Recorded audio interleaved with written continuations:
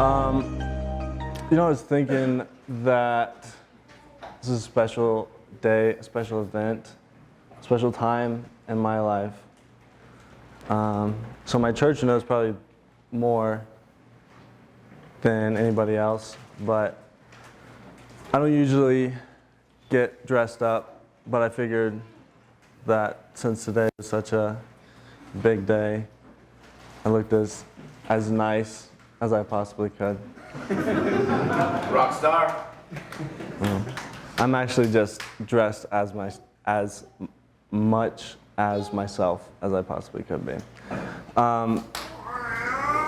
Dude, this is amazing. This is so cool. I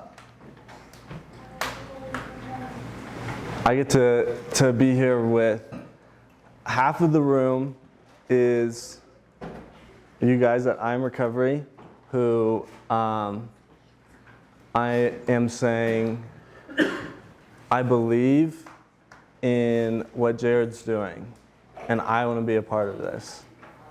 I want to get down in the trenches with you guys and fight the same fight with you guys.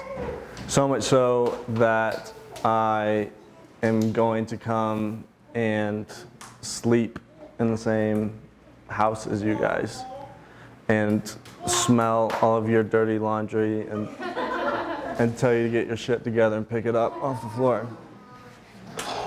But the other half of the room is my church,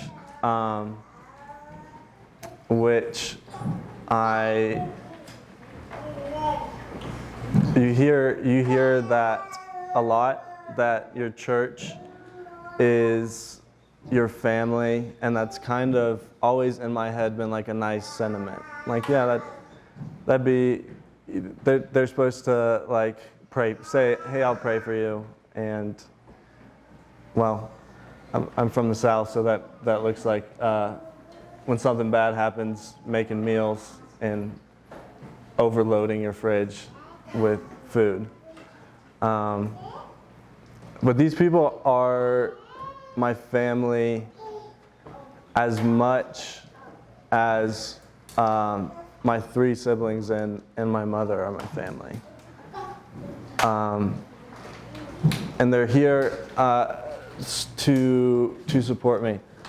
And so my point is that 2 years ago on July 1st, I was dead from an overdose. And I know there are people in here who know what that's like, who know what it's like to wake up in the hospital, possibly multiple times, and not know what happened. And that's a scary and horrible, horrible place to be. And I want to do this quick because this is not the main point, but I want to show how good God has been in my life. And to do that, I want to just kind of let everyone know where I'm coming from. So July 1st, I overdosed, passed out in a position that cut off circulation to both my legs and my left arm, and was airlifted to the hospital, and I died twice in the helicopter. I got to the hospital and they told my parents that I was alive, but I would be dead within the next couple days. I had a disease that was very quickly eating all my muscles and was headed for my heart.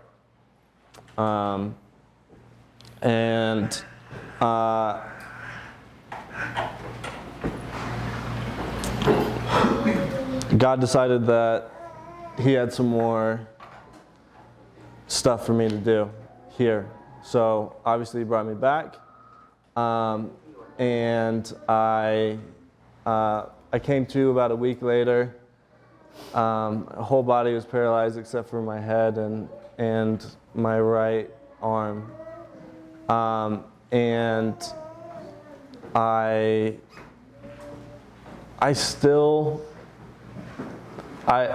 the prevailing thought in my head was, man, I gotta be careful next time. This is not good. I scared the shit out of my mom. I can't be doing that again.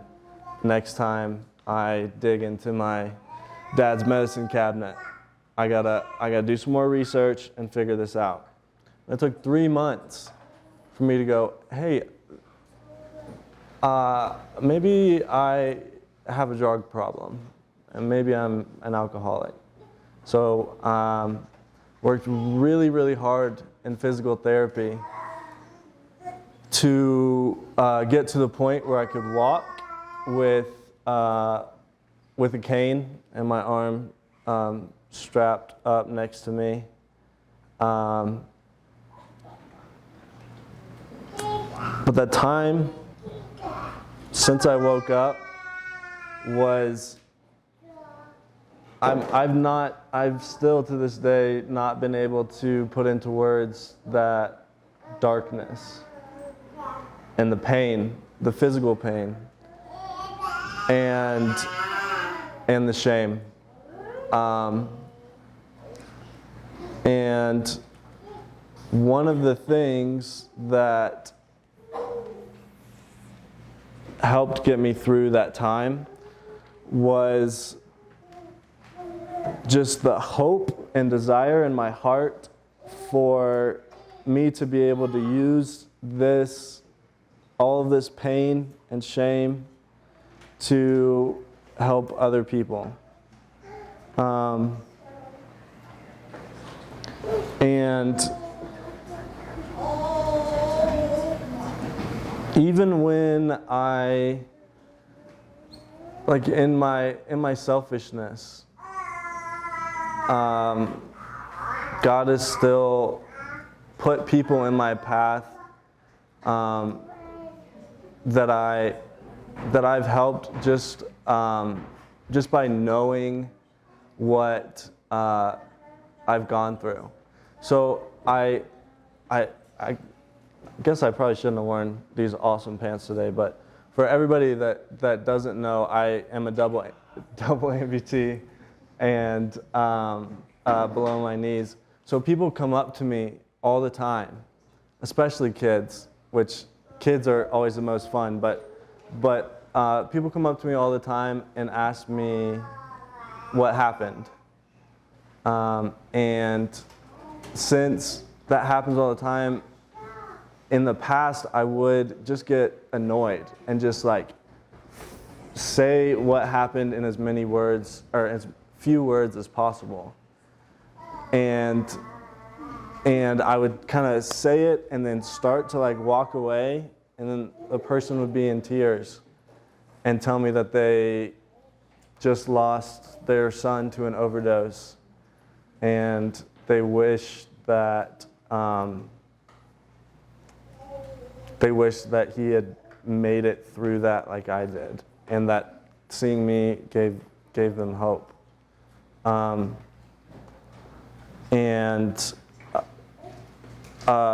Then as for whenever kids come up and ask me, that's my favorite. I love being able to help and touch people's hearts, but when kids come up to me and ask me, especially if they're under the age to like understand what drugs are, I get to say, hey, listen, dude, I didn't eat my vegetables, I didn't listen to my mom, and look what happened. And sometimes the moms say thank you, sometimes they put their hands over their kids' ears and rush them away. And dads always laugh, and I love that.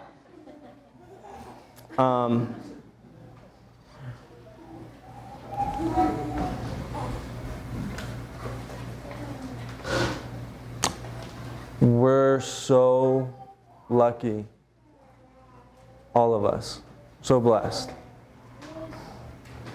This is a part of 1%. We are a part of 1% of people that get to go to treatment. It's so easy to forget that because the longer that you're here and the longer that you're trying, the harder that your disease is fighting because you're getting farther away from it.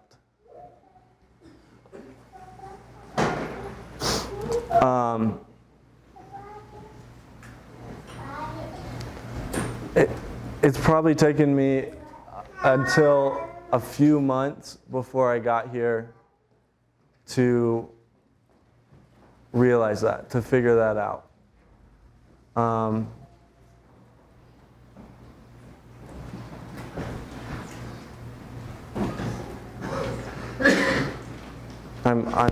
very, I'm glad I did. And I also realized this morning that both in following Jesus and in pursuing recovery, how much of a daily decision in the morning it is. Because yesterday,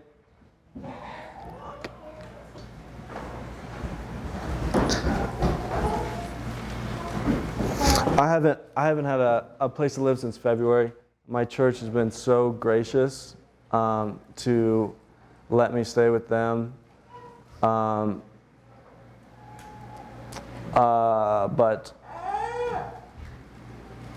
not having your own place is kind of difficult. So yesterday I went to the guy's house with Tyson to check it out. And it's incredible. It's mind-blowing how nice that place is. So yesterday I am just, and part of the reason I'm saying this out loud is to remind myself. But yesterday I'm just like blown away at how good God has been to me. And then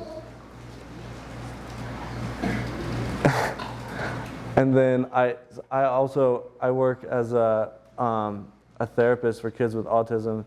My client that I had today is a dual diagnosis, also has Down syndrome, and she's 14 years old, and she was a dick to me all day, and it has ruined my day. And I've been mad at her. I was angry at her house. That's so ridiculous.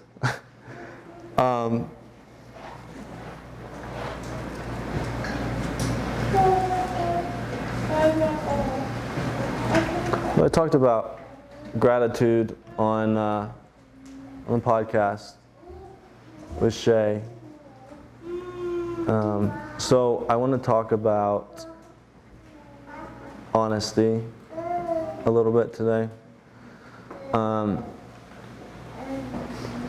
I really feel like I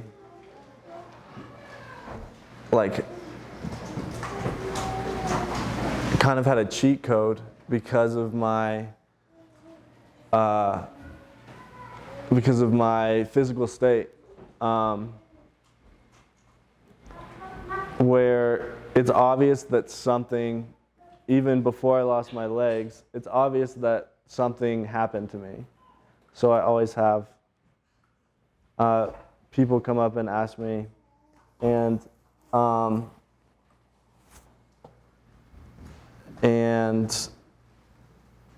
I just decided I've been lying and been deceptive for a real long time, and look where I am because of that.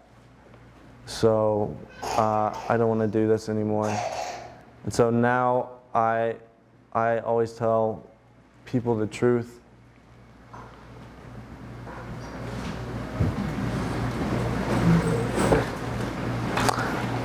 Man, this is tough, but this is what I feel like I'm supposed to say, and I feel like this is a Shay move, but am I wrong in thinking that we've had more more relapses since we lost someone?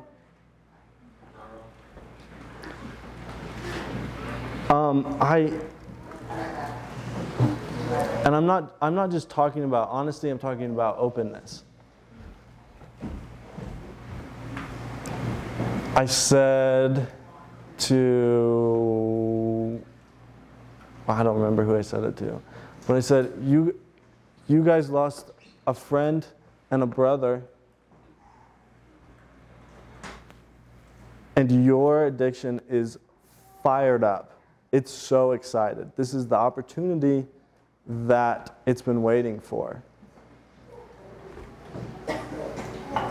Which goes to show everyone in here who's not an addict how evil and cunning and deceitful this disease is. And I talk a lot when I shadow in groups, but I watch you guys as well. There's so many of you guys that are clammed up, and there's stuff that you know that you need to talk about, but you're holding on to it.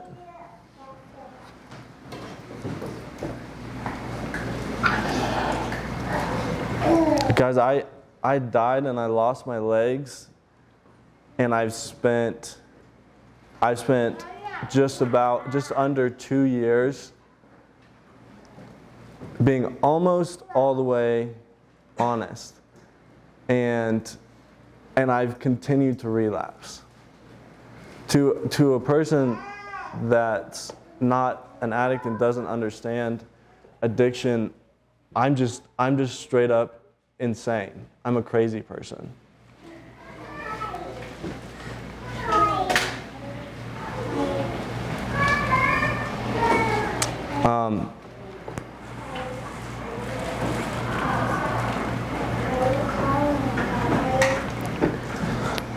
I was in the group right after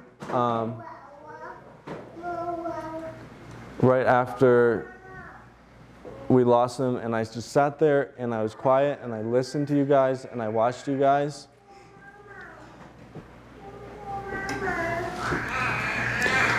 And then I went over to my pastor's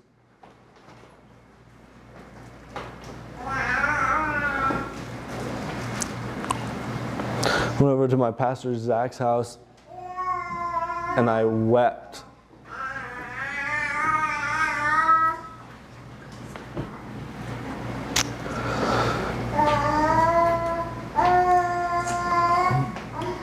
And I don't want to do that again. And I don't want you guys, I don't want your peers to go through that again.